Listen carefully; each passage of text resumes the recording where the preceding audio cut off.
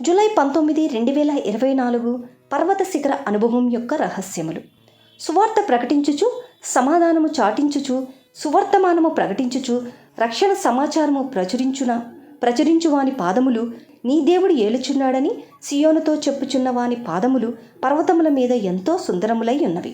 యెషయా గ్రంథము 52 7 26 శిఖరము. సుందరములైన పాదములను కలిగి ఉండుట ఎంత గొప్ప ఆధిక్యత!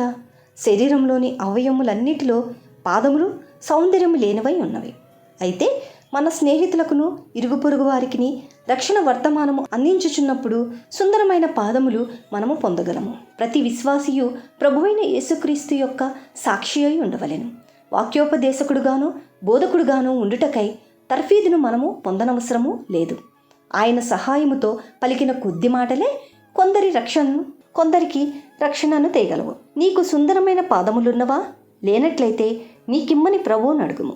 శ్రమలు, పరీక్షలు, కష్టములలోనున్న మన ఇరుగు పొరుగు వారికి జీవము గల సత్యవంతుడైన దేవుని వర్తమానమును ఇవ్వగలము. శ్రమలలోనున్నవారి కన్నీళ్లు ఎవరునూ తుడవలేరు. అయితే మనము వారి యొద్దకు వెళ్ళి ప్రభువైన యేసునందు విశ్వాసముంచుము. ఆయనే నీ కన్నీళ్లు తుడుచును. నీవు రోగిగా ఉంటే ఆయన నిన్ను స్వస్థపరచును. నీవు కోరినది ఆయన నీకిచ్చి నిన్ను కాపాడును అని చెప్పవచ్చును. ఆ రీతిగా అనేకులు యేసుక్రీస్తు ప్రభువునకు పాదములుగా కాగలిగిరి.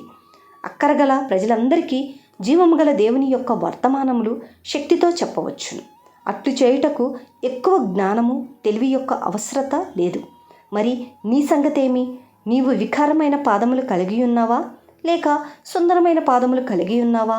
నీ పాదముల విషయమై నీవు సిగ్గుపడుచున్నావా? రక్షణ వాక్యమును ఇతరులకు ప్రకటించుట ద్వారా నీ వికారమైన పాదములు సుందరంగా మార్చబడగలవు. ఇక ఎందుకు ఆలస్యం? సువార్త ప్రకటించుటకు ఇదే సరైన సమయం.